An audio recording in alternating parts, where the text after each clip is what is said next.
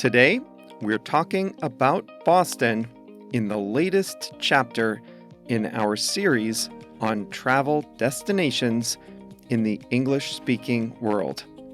Hi friends, this is Jeff, and you are listening to Plain English, where we help you upgrade your English with current events and trending topics. Today's lesson is number 432, so you can find the full lesson at plainenglish.com/432. Coming up today, it's been a while, so I thought we'd do another travel destination lesson. We've talked about the Virgin Islands, Toronto, Brooklyn, and South Africa. So today, we're back in the U.S. to talk about one of the oldest cities in our country, Boston, Massachusetts. It's chock full of history, culture, education, and great fresh seafood. I'll give you all the details that you need to have a successful trip to the capital of the New England region. Toward the end of the lesson, I'll also show you how to use the English phrase founded in, and we have a quote of the week too. Let's get going.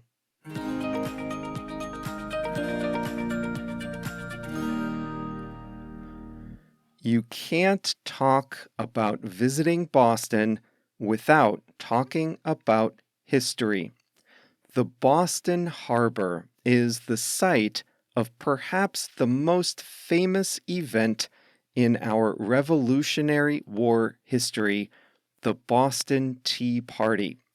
In the middle of the night on December 16th, 1773, protesters dumped 342 chests of tea into the Boston Harbor to protest taxes imposed by the British Parliament.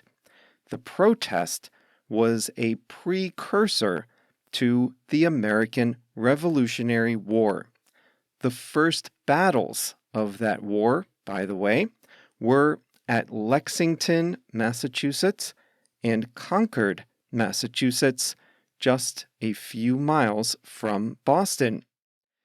History buffs can enjoy the 2.5-mile Freedom Trail, a walking tour of 16 historical sites that played a role in the American Revolution. The stops include museums, churches, meeting houses, parks, and cemeteries. One of the stops is the historic Faneuil Hall, built in 1741. Some of the first organized protests against the British took place at Faneuil Hall, also known as the home of free speech. Today, it's a marketplace. Another stop on the Freedom Tour is the beautiful Boston Common, America's oldest public park, founded in 1634. Large public and political events from the Revolutionary War era to the modern day have taken place in Boston Common. But if you visit, chances are you'll see Bostonians taking a lunch or coffee break from their offices or apartments nearby. Next to Boston Common is the public garden, where a large lagoon sits at the center. You can take a ride on the famous swan boats, a tradition that started in 1877. These are flat paddle boats. The paddle area and the driver are in the back, discreetly behind a large swan. You can hop on, sit on a chair, and enjoy the ride on a leisurely summer day. You can also rent a paddle boat if you want to get some light exercise. The Boston area has some of the country's best universities. Harvard University, founded in 1636, is the oldest higher education institution in the United States. Today, it frequently ranks near the top of universities worldwide and is best known for its strong undergraduate program, its business school, and its medical school. The Massachusetts Institute of Technology, or MIT for short, is best known for engineering and the physical sciences. Boston College, Boston University, Northeastern University, and a slew of small colleges all combine to make the Boston area a hub for education. Wherever you have great education, you also have immigration and good health care.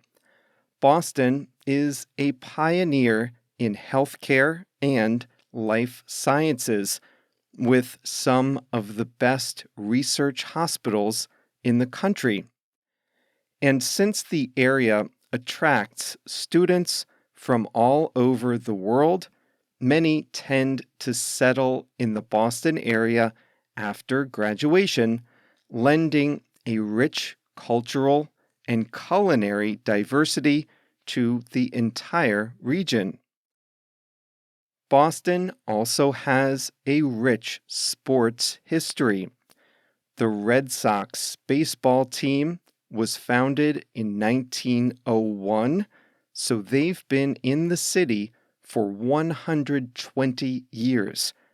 They play in the oldest baseball stadium in the country, Fenway Park, which opened in 1912.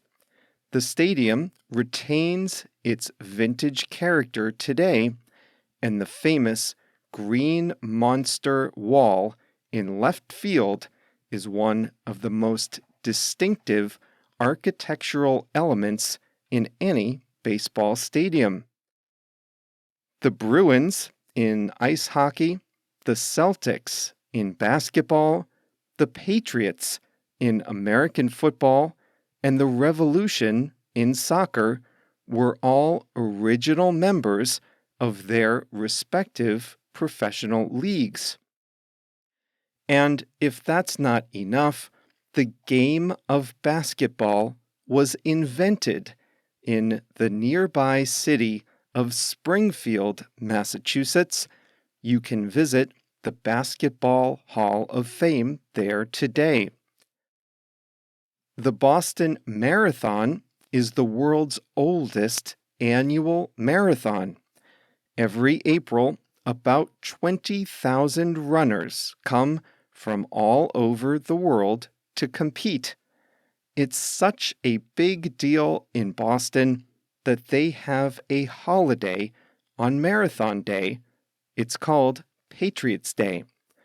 To run the marathon, you have to qualify with a previous marathon time of about 3 or 3.5 hours, or a pace of under 8 minutes per mile for all 26.2 miles. No easy feat. Boston is a city of great neighborhoods, but as a smaller city, it's easy to walk and cover a lot of ground. Beacon Hill has picturesque old townhouses. Newbury Street has the best shopping. Back Bay is booming with new development, including a vibrant waterfront. You can get delicious cannoli at the Italian restaurants and delis in the North End. There are art, science, history, and children's museums. The New England Aquarium is a favorite of kids and adults. Whale watching is popular in the Boston area too. You can't see whales from the shore, but you can take a boat out into the ocean, and you have a good chance of seeing some whales from the boat. Bring your binoculars and some pills for seasickness if you go. Speaking of the ocean, Boston has excellent seafood. Lobster, scallops, and swordfish are local favorites. If you like to eat out, the popular local restaurant chain called Legal Seafoods is a must visit. If you want to order lobster, either a full lobster or a lobster roll sandwich, try ordering it with a Boston accent. Just say lobster. If you can, take some time to explore the region outside the city too. Boston is the biggest city in an area called New England, made up of 5 small northeastern states: Connecticut, Massachusetts, Vermont, New Hampshire, and Maine. This is a region of small towns, rich history, and beautiful landscapes. Skiing and hiking are popular in Vermont and New Hampshire. Picturesque towns like Bar Harbor line the coast of Maine, and white church steeples dot the hilly landscapes of Connecticut and Massachusetts.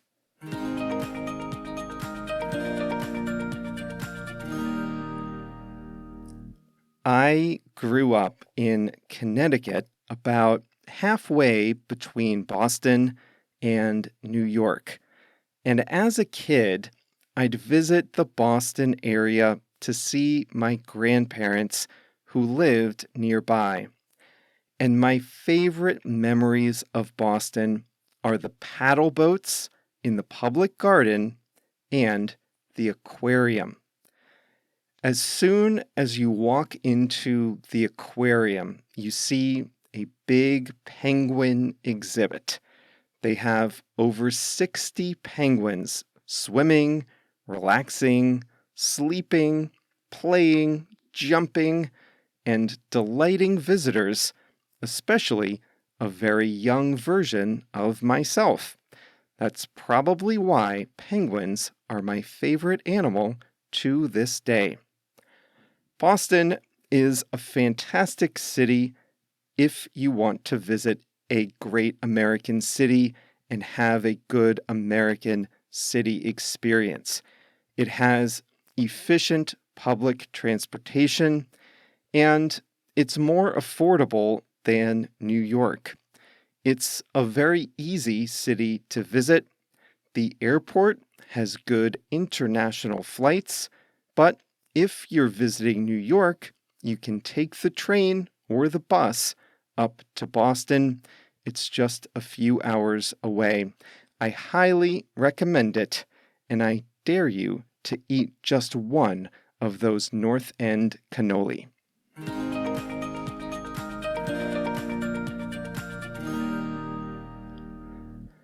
Today's main lesson was long, so we are going to do a quick and easy expression today. That is founded in. And this is very simple. When an institution was established, it was founded in a particular year. It's easy to use founded in. You just say, the institution was founded in, and then you say the year. That's easy. The tricky part is knowing when to use it. I said we use it to describe when an institution was created. So here are some examples of institutions that you can use with the words founded in. Here we go. Universities, businesses, hospitals, nonprofit organizations, museums, and clubs, including sports teams. You can also say a town, a city, a state, or even a country was founded in a given year.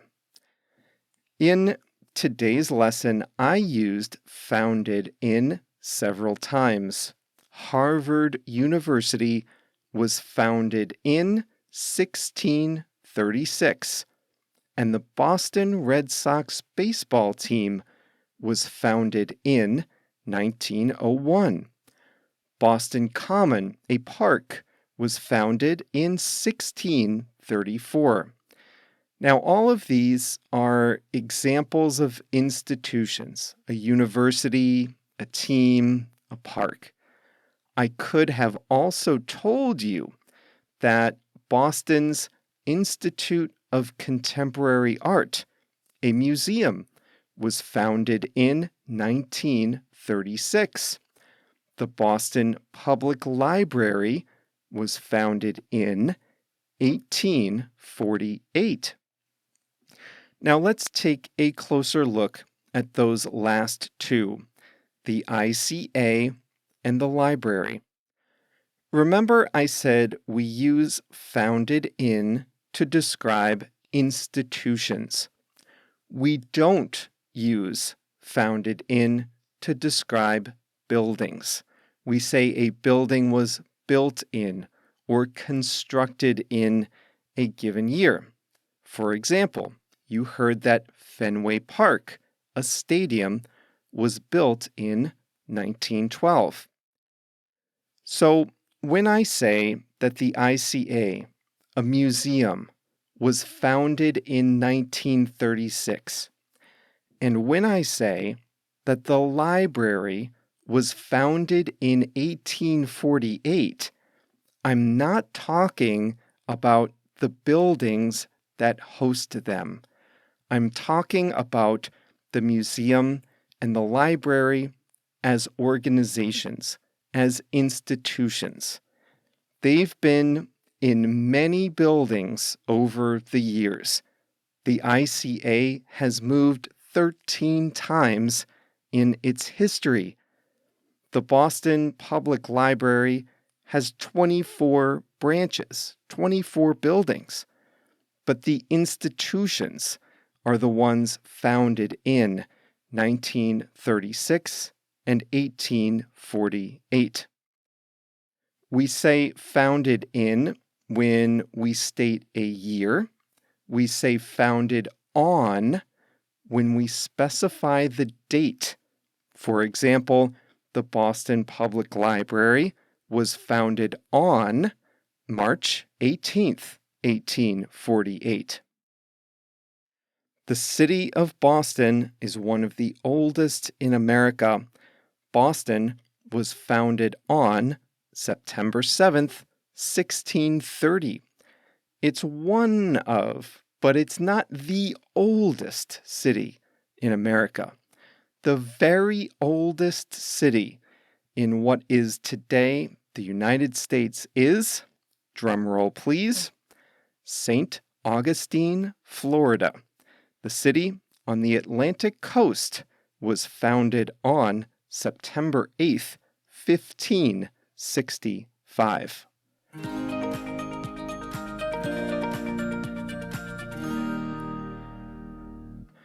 This was a travel lesson, so here's a travel quote. Joan Didion was a writer and a critic. She produced a wide range of writings over the years, from essays to magazine articles and novels. She died on December 23rd of last year, and in one of her obituaries, I read this quote. It's about travel.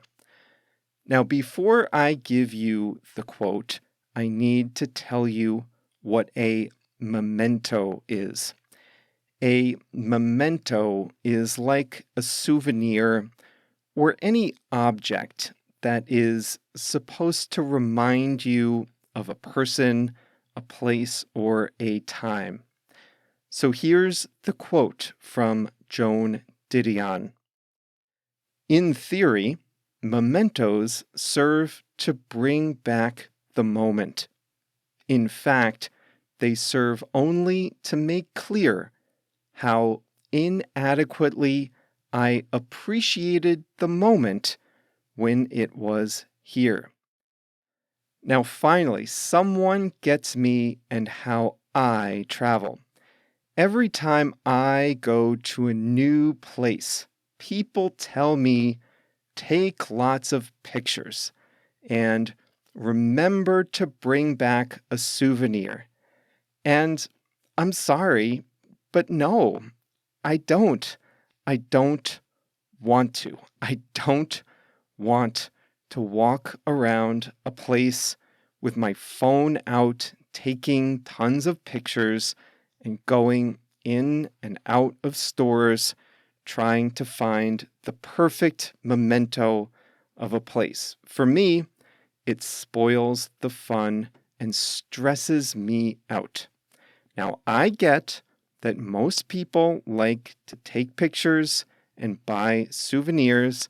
That's totally fine, and I'm not against it. Everyone should do what they want to do. But I want to not worry about taking pictures, and I want to just enjoy the moment. So here is today's quote again from the late author Joan Didion. In theory, mementos serve to bring back the moment. In fact, they serve only to make clear how inadequately I appreciated the moment when it was here. And that brings us to the end of today's lesson, number 432 for January 10th, 2022. Remember, you can find the full lesson at plainenglish.com/432. That's where you can find the video lesson. And as always, we have quizzes, exercises, translated transcripts, and more, all for you at plainenglish.com/432. We'll be back on Thursday with a new lesson. See you then.